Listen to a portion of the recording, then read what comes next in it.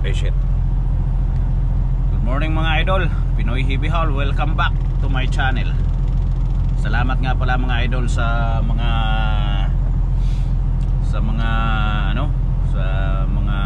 nag-subscribe sa aking YouTube channel. At tingnan natin kung makapagkuhan tayo. Shoutout tayo sa kay Julugs Canada. Nasa taga Saskatoon yan siya. Bye, salamat. Ewan ko ba kung Tagalog yata si Julugs. Shoutout sa kay Sumners, Richard Chad Sumners. Ano ba ang basa? Ang Buhol. Shoutout sa iyo kaibigan, Amping Kanunay. Shoutout sa aking kaibigan sa Edmonton, sa aming artistahing driver kay Melvin Makusi. Batang Yellowknife, ingat ka palagi sa biyahe kaibigan. Salamat nga pala sa invitation ng birthday ng kapatid mo kaibigan. Salamat. Kumain kami sa matindi ang party. Shout out sa kay ba nang papa-shout out? Raul Puentes. Shout out bye. Good morning. Magandang gabi diyan. Shout out sa kay dapat nilista ko pala to. Adriel Palma. I think still nasa Taiwan to si kaibigan Adriel. Rod Chanko, shout out kaibigan.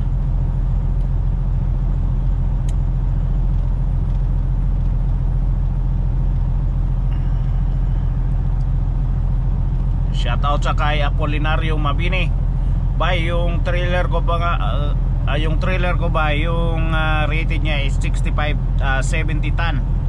70 ton yung trailer ko, pero makakapag-load ako ng hanggang 80 ton kasi 10 axle combination yung trailer ko, bay. Yung dala ko ngayon 10 axle combination.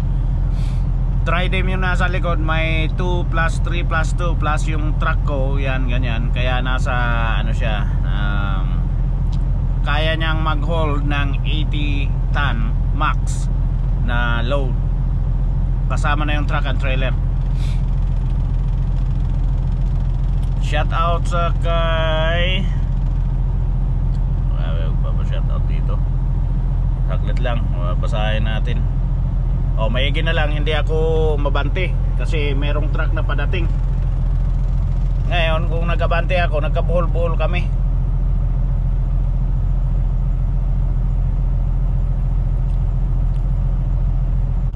Shoutout sa kay Jomar Villanueva.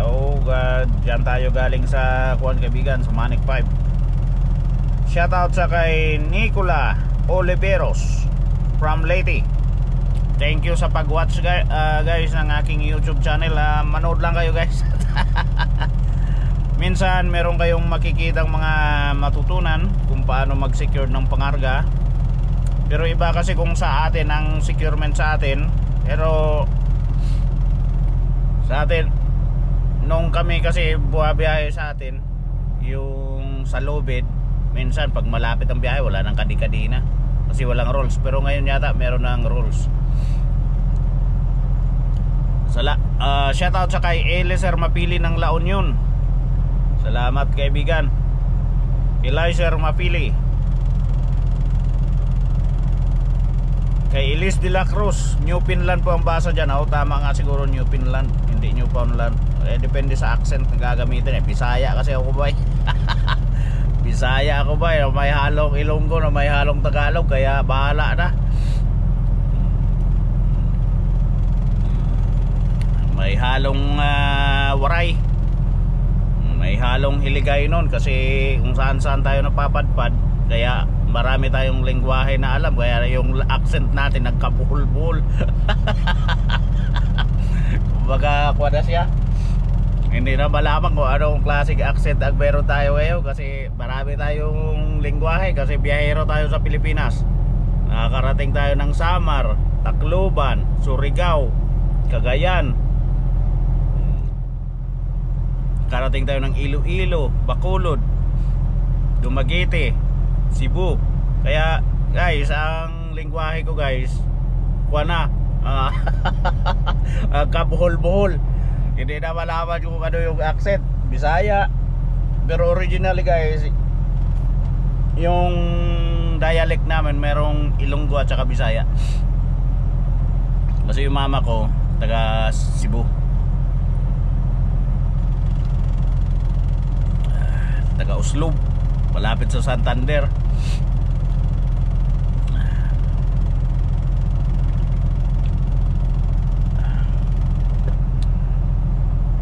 Guys, aalis tayo ngayon.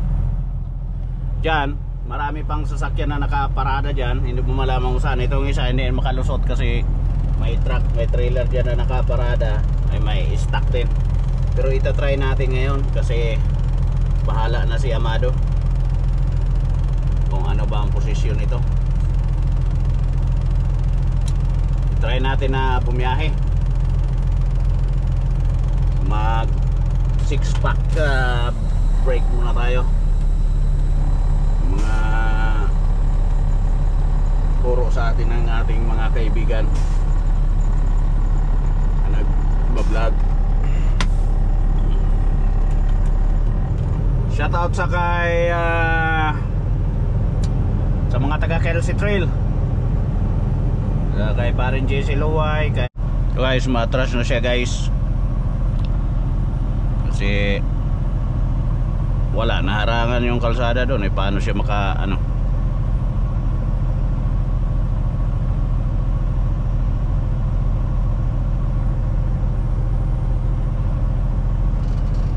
Tapos hindi pa makaalis yung isang truck. Wala na, hindi na tayo makaalis dito siguro kasi buhol-buhol na ito. Ayan, inarangan na niya. Yung kabila hindi rin makaalis doon kasi may tanker sa harapan na pole hauling or CAG ba ang tawag, CAG Canada.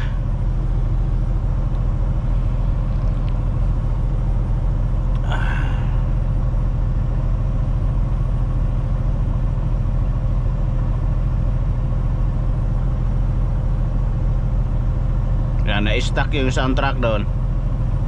Paano na ang sitwasyon ni Mama Mia?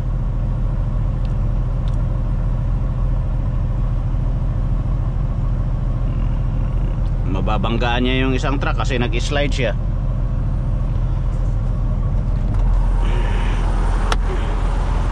Ayun o, mababanggaan niya yung isang truck kasi nag-slide siya.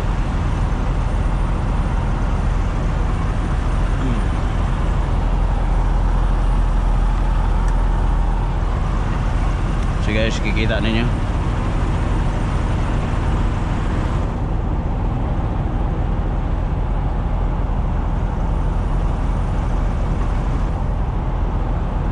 Mo kasi dinikit yan.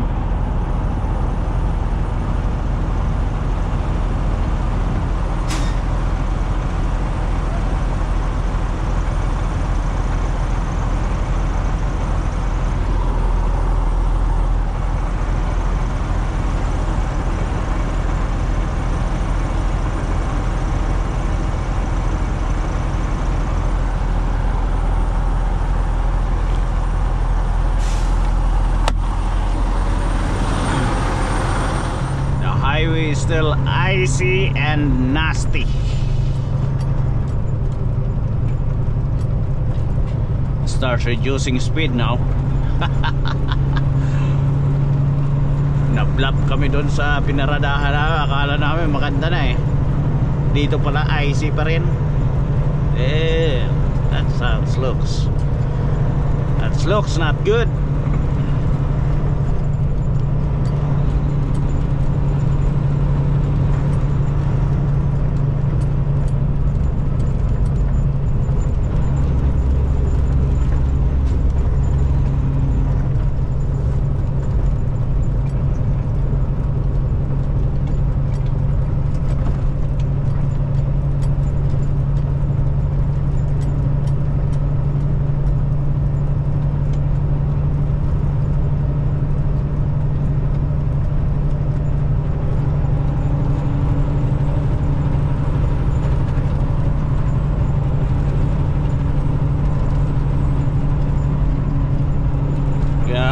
Nagkakabuhol-buhol talaga dahil yung ibang driver wala talagang patience ayaw sumunod sa line up, gusto umovertake. Nagpapakitang magaling talaga sila mag-drive. But sumunod ka sa linya, hindi ka mababa, ano? Amen. I-overtake ka pa tapos biglang nagkasagian, madulas, wala na, tapos na ang ligaya, tapos na ang maliligayang araw. Pero kung sumunod ka sa formation tulad yan, susunod lang tayo sa formation.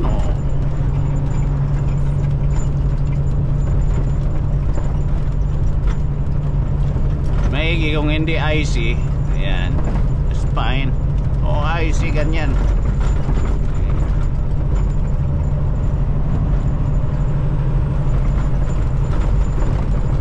Malapit na tayo sa Kenora, Ontario guys. Malapit na sa Manitoba border. Mga 1 hour na lang siguro, nasa Manitoba na tayo. Mga 2 hours, so, 2 hours maybe.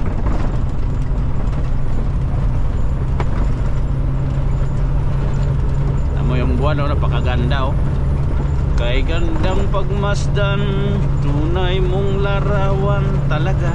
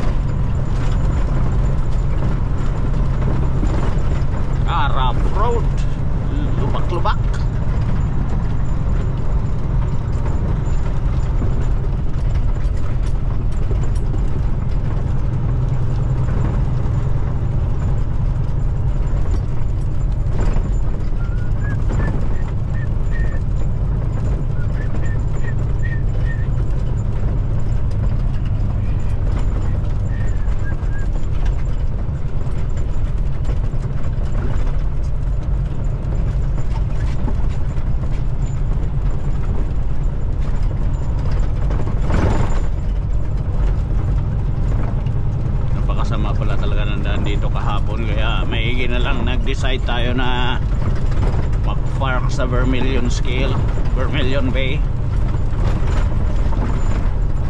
Tingnan nyo naman to,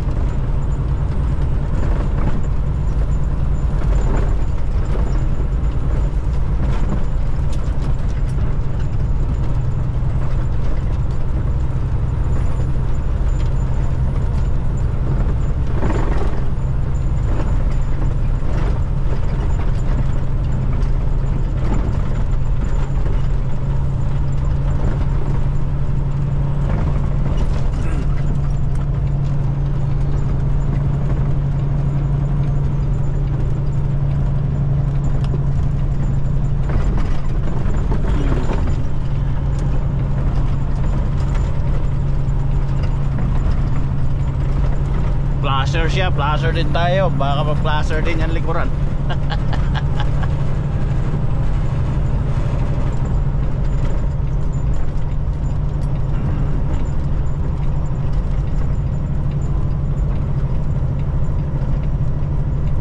Malamig ngayon, -16, kaya may kahit na nasa ibabaw tayo ng yelo, may buha-buhangin na konti, ay may traction pa rin yan. Hindi tayo dudulas masyado.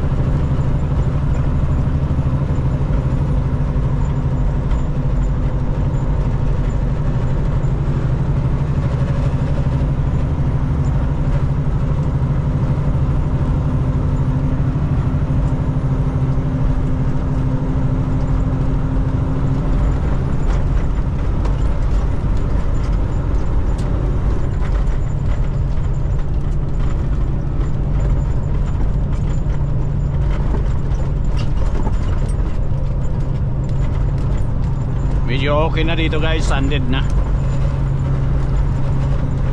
Sinarado ito kahapon eh. Hanggang dyan sa may junction 71 going to Fort Francis, Ontario.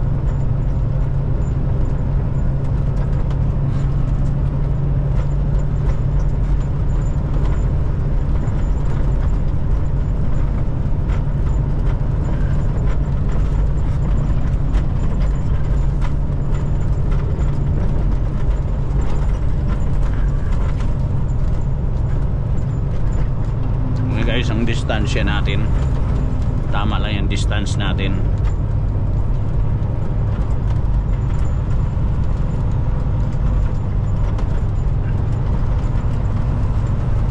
Huwag tayo masyadong aggressive.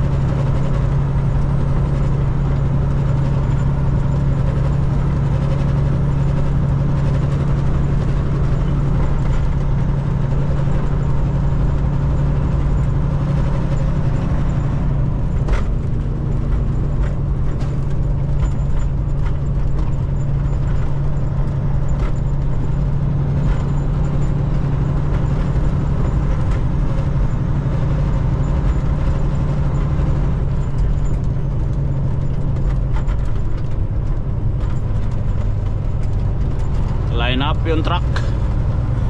Puro truck tumatakbo, line up.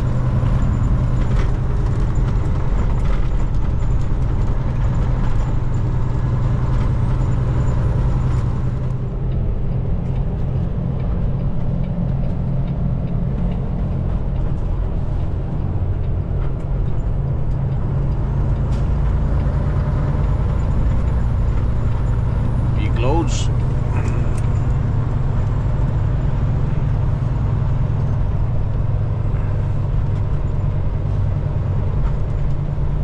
Kabuhol-buhol traffic si. May papasok, may lalabas, kaya nagkabuhol-buhol. Malalaman.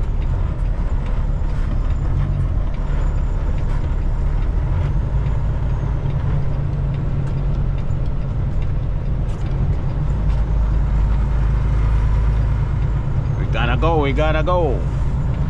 Dito kahapon sarado ang daan eh. Kaya maraming truck dyan.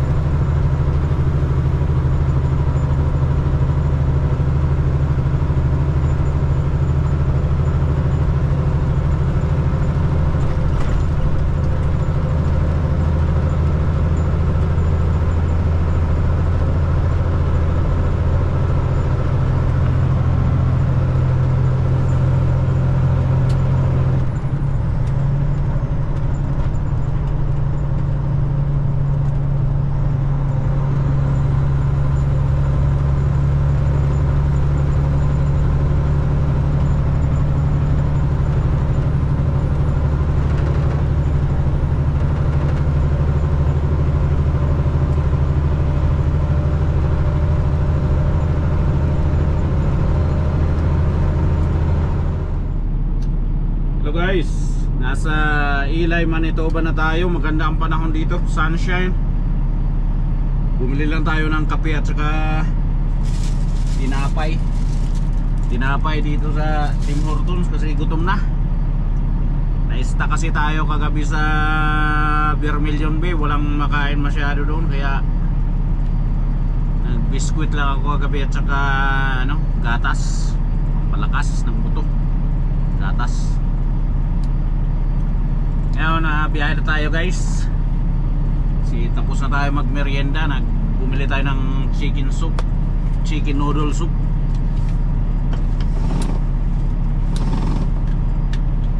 Negative 4 lang dito ngayon. Maganda ang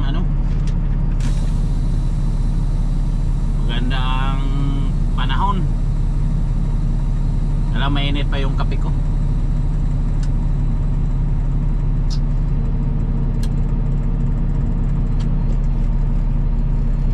Adik sa kape. Tara, biyahe tayo. Parang may kanta na adik sa'yo. Ganon mga kanta ba? Adik sa'yo. Baka makarating tayo mamaya ng Chamberlain or Davidson, Saskatchewan. Try natin, meron pa tayong 8 hours and 45 minutes. Nag-break lang tayo dito ng konti. Bukas bumili tayo ng ng kape.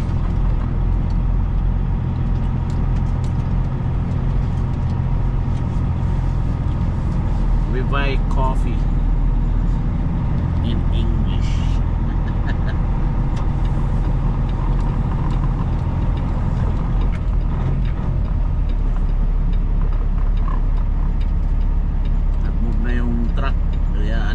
tayo pagka lumusot tayo, alanganin kasi gagalit sila sa atin.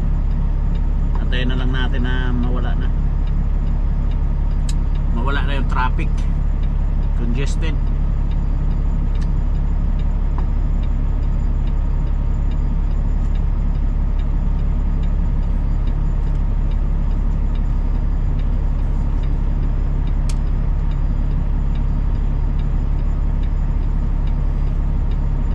Big Pride Filipino, Big Pride.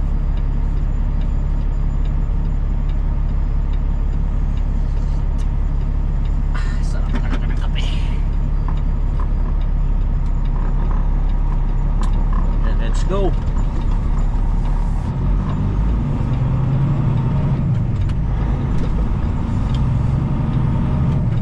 Habulin natin yung Big Pride kung kaya natin habulin. Baka makalibre tayo ulam na Filipino foods. Sigurado nagluto yun, may baon yun na adobo. Sigurado may baon yun na chicken adobo.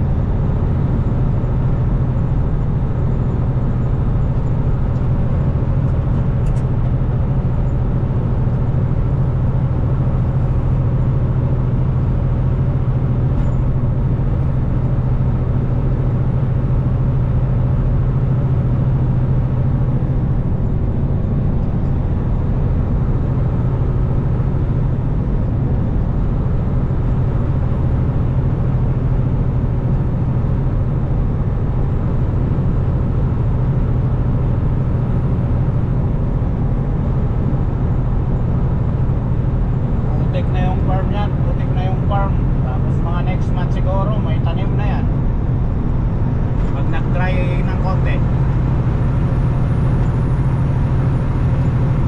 Nasa Trans-Canada Highway 1 nga pala tayo guys.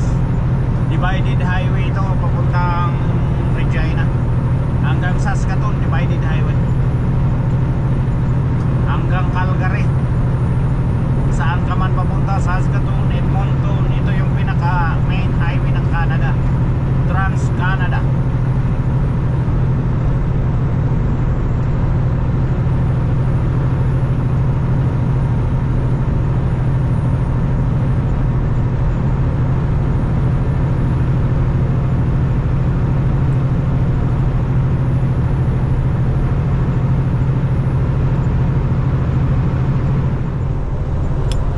Guys, nasa Saskatchewan na tayo. Marami ng snow. Baga sa Manitoba wala masyado snow, pero dito sa Saskatchewan marami pa. Ito yung Highway 11. Mga 1 hour na lang nasa Saskatoon na tayo guys. Saskatoon, Saskatchewan, Canada. Makauwi na tayo sa yard.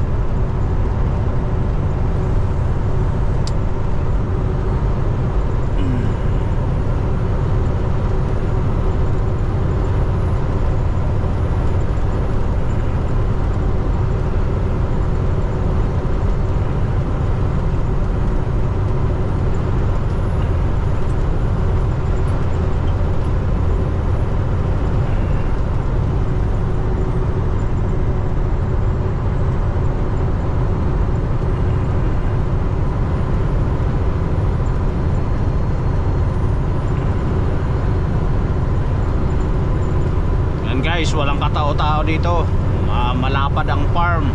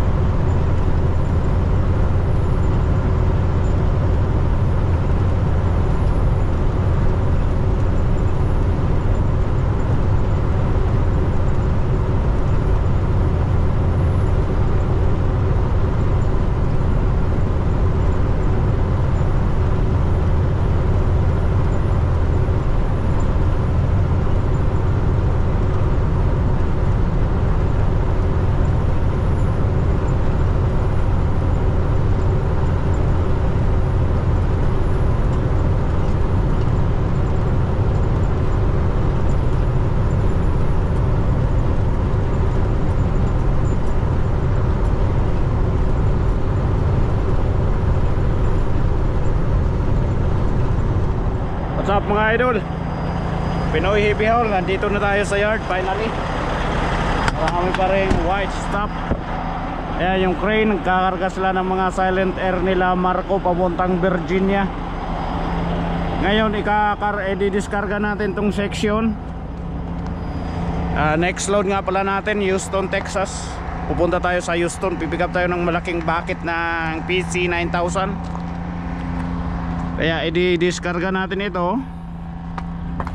kasi para yan dyan sa malaking trailer. Ito pa rin ang trailer na gagamitin natin kasi mini deck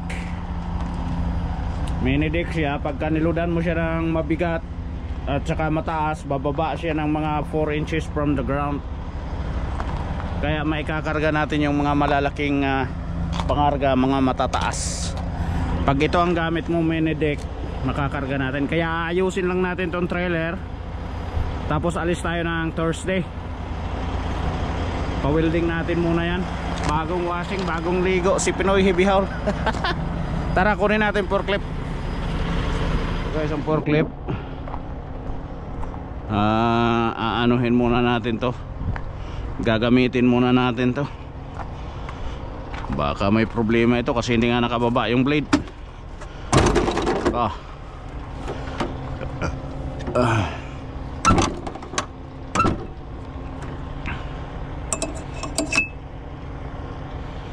Baka may problema ito. Siya ayaw magsara. Ha. Guys, subukan natin to. Kung kakarga ba ito, mag-aandar. Yun lang.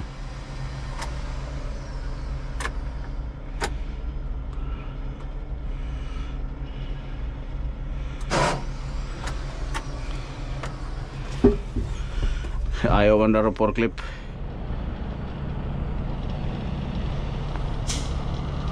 Yung forklift na yun na isa, yun ang gamitin natin. Pero hindi natin pwedeng i-operate yun. Ito lang pwede natin i-operate.